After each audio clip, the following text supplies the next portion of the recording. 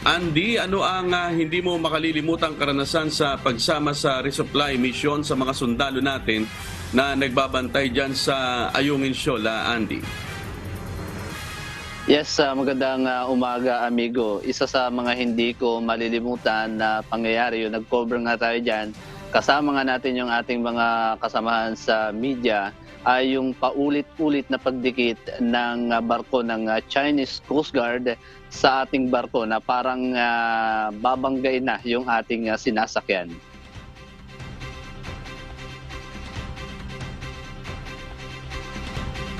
Umaga nitong Huwebes, September 7, abala na ang mga tauhan ng Philippine Coast Guard para sa aming paglalayag patungo sa Ayungin Shoal. Ang misyon namin, alalayan at samahan ng dalawang resupply boat na maghahatid ng mga supply sa mga sundalong nakastasyon sa Ayungin na nasa West Philippine Sea. Umaga na ng Biyernes na marating namin ang West Philippine Sea at kasama na namin ang dalawang resupply boat na yun ay sa May 1 at yun ay sa May 2 na inargilahan para magsakay ng mga supply para sa tropa ng pamahalaan na nakadistino sa Ayungin. Pagsikat ng araw, nakita na namin ang isang puting barko na nilapitan at inikutan ng aming sinasakyang barko ng Philippine Coast Guard at ang dalawang resupply boat. Ito pala ang barko ng Chinese Coast Guard.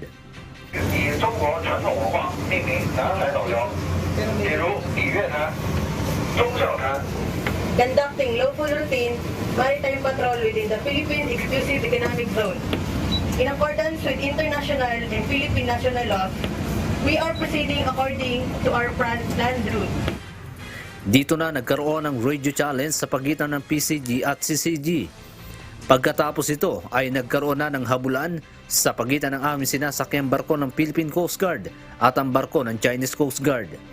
Ilang beses kaming dinikitan at pilit na sinasabayan ng barko ng CCG kasama ang mga barko ng Chinese militia. Halos paulit-ulit po yung ginagawang pagdikit ng barko ng Chinese Coast Guard dito po sa ating sinasakyan na Philippine Coast Guard.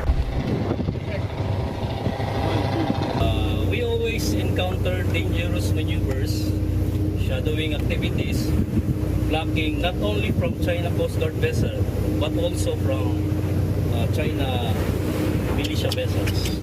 Pilit din nilang hinabol at sinabayan ang dalawang resupply boat at ang BRP Sindangan kasama ang mga Chinese militia vessel.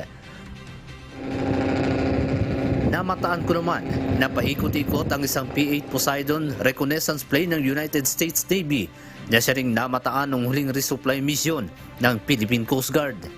Naging mahaba ang habulan hanggang sa tuluyan na kaming naharangan ng barko ng China at Chinese militia vessel.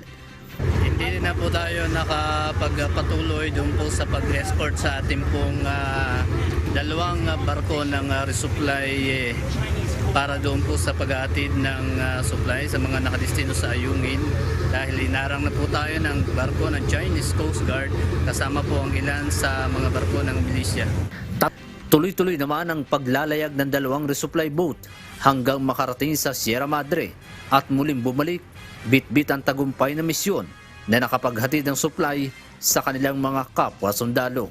The role of the Coast Guard during resupply mission is to provide security, escort, and to ensure that the indigenous boat will reach the BRP Sierra Madre. Amigo, wala pang schedule na masusunod na supply ang Armed Forces of the Philippines pero nakahanda anumang oras ang sandatahang lakas ng Pilipinas para magsagawa nito. Amigo? Andy, may ideya ka ba kung gaano kayo kalayo doon sa BRP Sierra Madre sa Ayungin Shoal? Kasi yung dalawang resupply boat lang, di ba, yung ano ba yun, nakalusot, pinalusot, o ano bang masasabi mo doon? At gaano nga kayo kalayo doon sa BRP Sierra Madre, Andy? Amigo, base nga din doon sa nakasama nating PCG, nasa 10 nautical miles pa yung layo para marating namin yung Sierra Madre. At yung dalawang resupply team naman yung RORI team na maghahatid ng supply doon niya sa mga sundalong nakadestino doon sa Ayungin ay sinabayan pa ito ng barko ng Chinese Coast Guard kasama nga yung militia vessel nila. Sinusundan nila ito at pagdating doon sa unahan ay unti-unti na nilang pinabayaan at sinasabi nga ng iba na kasamahan din natin na mababaw na kasi yung parte malapit na doon sa Sierra Madre. Kaya malamang, kaya hindi na siguro sinundan dahil maaaring mabahura yung malalaking barko ng Chinese Coast Guard maging yung kanilang militia vessel. Last na lang, Andy, kung bibigyan ka ba uli ng pagkakataon na makasama para mag-cover sa resupply mission, sasama ka pa ba?